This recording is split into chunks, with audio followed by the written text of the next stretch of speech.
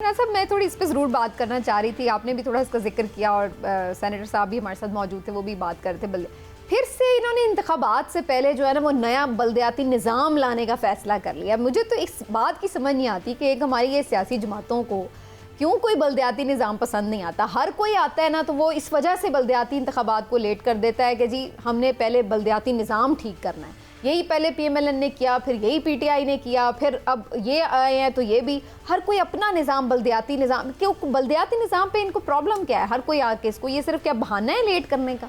ज़मीना ने बहाने से ज़्यादा ये इसलिए भी होता है कि तमाम सियासी जमातें जो हैं उनकी ये ख्वाहिश होती है कि बल्दियाती, देखिए असल में अपनी रूह में अगर सही मायनों में बल्दियाती निज़ाम किसी भी मुल्क में हो जाए तो उससे बेहतर निज़ाम ही कोई नहीं है, क्योंकि डोर स्टेप पे लोगों के मसाइल हल होना शुरू हो जाते हैं।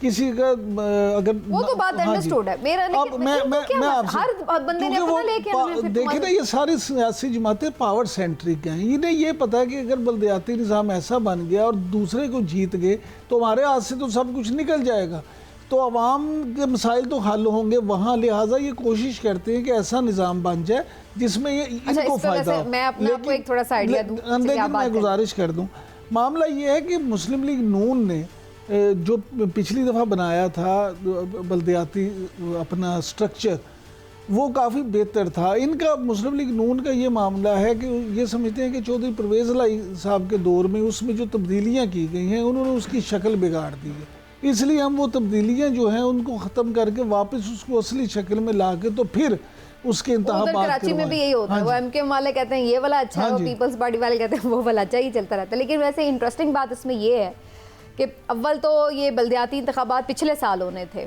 लेकिन नहीं हुए। फिर उसके बाद कोर्ट के अंदर पिटिशंस गई हैं, कोर्ट ऑर्डर्स हुए हैं, जिसके बाद बल्दियाती इंतखाबात के लिए कहा गया। ये कोई इतने अच्छे नहीं कि इनको एकदम ख्याल आ गया।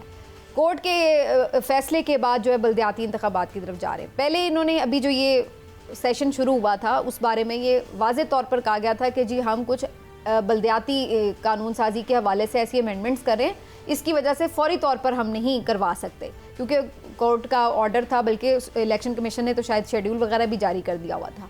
तो इन्होंने उस चक्कर में उसको थोड़ा डिले किया, लेकिन अब ये इसको करवाना भी चाहते हैं। उसकी वजह भी ये बताई जा रही है कि क्योंकि जनवरी में जो मौजूदा चीफ इलेक्शन कमिश्नर हैं सिकंदर सुल्तान राजा साहब, वो अपने ओहदे से सुबुकदोश हो जाएंगे, उनकी आइनी मुद्दत पूरी हो जाएगी।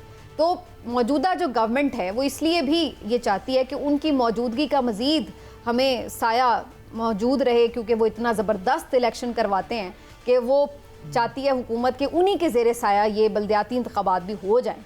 तो इसलिए भी ये सोच रहे हैं कि ये इसी साल के आखिर तक ये इलेक्शन उनके जाने से पहले हो जाएँ। तो मेरा ख्याल ये है कि इस दफ़ा जो ये अब अमेंडमेंट्स करनी है इन्होंने जल्दी कर के कोशिश इनकी ये होगी कि उनकी मौजूदगी में, उनकी छत्तर छाया में जो है ना वो इलेक्शन हो। समीना देखिए आपकी ये जो पूरी कहानी है ना, अगर इसको नॉन तस्लीम भी कर लिया जाए तो फिर देखें क्रेडिट तो फिर इमरान खान साहब को देना चाहिए ना कि इतने चलो क्या इतने काबिल नहीं। अच्छा आप देखो नहीं वो जेल च बैठे बंदे नहीं, उस काबिल और होनहार शख्स को लगाया किसने था? अच्छा। उन्होंने लगाया था। यानी जो बंदा अगर ये वैसे आप हमेशा एक्सक्यूज देते हैं, लेकिन मेरा हमेशा इसमें यही इतराज होता है कि ये कौन सी बात है जी मैंने उसको लगाया। अब आपने मुझे पॉइंट किया, मैं आपको एक काउंटर क्वेश्चन कर करके टफ टाइम दूं तो सारे कहेंगे आपने इसको क्यों। मसला ये नहीं है, मैं ये कह रहा हूँ कि जिस वक्त ये इतना आसान नहीं है मामला।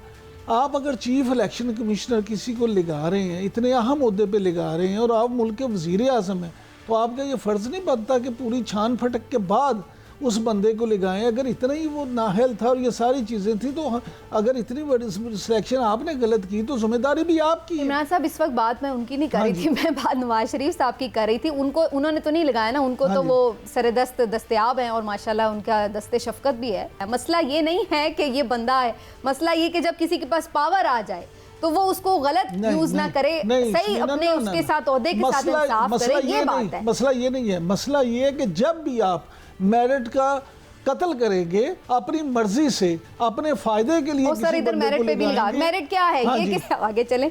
लेकिन ये जो एक इम्पॉर्टेंट बात है इसके ऊपर भी मैं ज़रूर आपसे बात करूंगी कि ये जो मुज़ाकरात वाली गेम हो रही है, एक इसके बारे में भी वैसे मेरी अपनी थ्योरी भी है कि ये जो PMLN है ये एक टाइम भी गेन करना चाह रही है, इंगेज भी रखना चाह रही है अपोजिशन को, क्योंकि इन्हें हर तरफ से ये कहा जा रहा है कि अपने मुल्क में इस्तेहकाम लेके आएँ, और इस वजह से चाहते हैं कि थोड़ी बातचीत करके कूल डाउन किया जाए टेम्परेचर को, ताकि IMF भी पैसे दे, कोई बाकी ममालिक भी थोड़ी बहुत सरमायाकारें करें।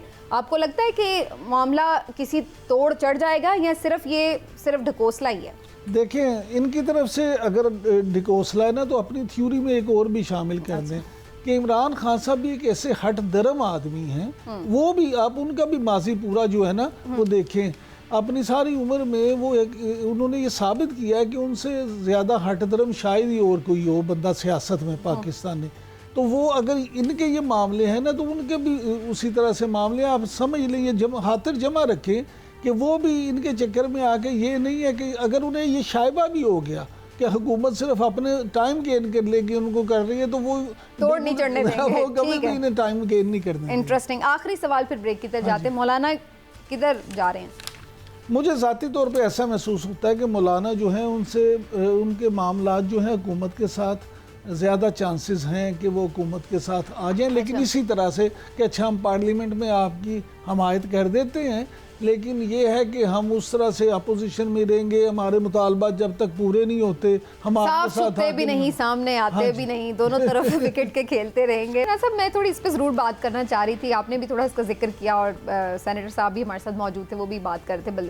फिर से इन्होंने इंतखाबात से पहले जो है ना वो नया बल्दियाती निज़ाम लाने का फ़ैसला कर लिया। मुझे तो इस बात की समझ नहीं आती कि एक हमारी ये सियासी जमातों को क्यों कोई बल्दियाती निज़ाम पसंद नहीं आता। हर कोई आता है ना तो वो इस वजह से बल्दियाती इंतखाबात को लेट कर देता है कि जी हमने पहले बल्दियाती निज़ाम ठीक करना है। यही पहले PMLN ने किया, फिर यही PTI ने किया, फिर अब ये आए हैं तो ये भी, हर कोई अपना निज़ाम, बल्दियाती निज़ाम। क्यों बल्दियाती निज़ाम पे इनको प्रॉब्लम क्या है? हर कोई आके इसको, ये सिर्फ क्या बहाना है लेट करने का?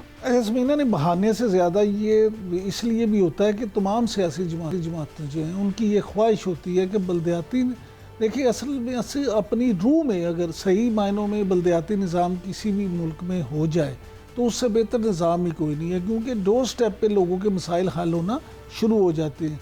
किसी का अगर वो तो बात अंडरस्टूड है, मेरा मैं आपसे, हर बंदे ने अपना लेके आना है। देखिए ना, ये सारी सियासी जमातें पावर सेंट्रिक हैं। इन्हें ये पता है कि अगर बल्दियाती निज़ाम ऐसा बन गया और दूसरे को जीत गए तो हमारे हाथ से तो सब कुछ निकल जाएगा, तो अवाम के मसाइल तो हल होंगे वहाँ, लिहाजा ये कोशिश करते हैं कि ऐसा निज़ाम बन जाए जिसमें ये इनको फ़ायदा हो। मैं आपको एक थोड़ा सा आइडिया दूं, लेकिन मैं गुजारिश कर दूं, मामला ये है कि मुस्लिम लीग नून ने जो पिछली दफ़ा बनाया था बल्दियाती अपना स्ट्रक्चर, वो काफ़ी बेहतर था। इनका मुस्लिम लीग नून का ये मामला है कि ये समझते हैं कि चौधरी परवेज़ इलाही साहब के दौर में उसमें जो तब्दीलियाँ की गई हैं उन्होंने उसकी शक्ल बिगाड़ दी है, इसलिए हम वो तब्दीलियाँ जो हैं उनको ख़त्म करके वापस उसको असली शक्ल में ला के तो फिर उसके इंतखाबात करवाएं।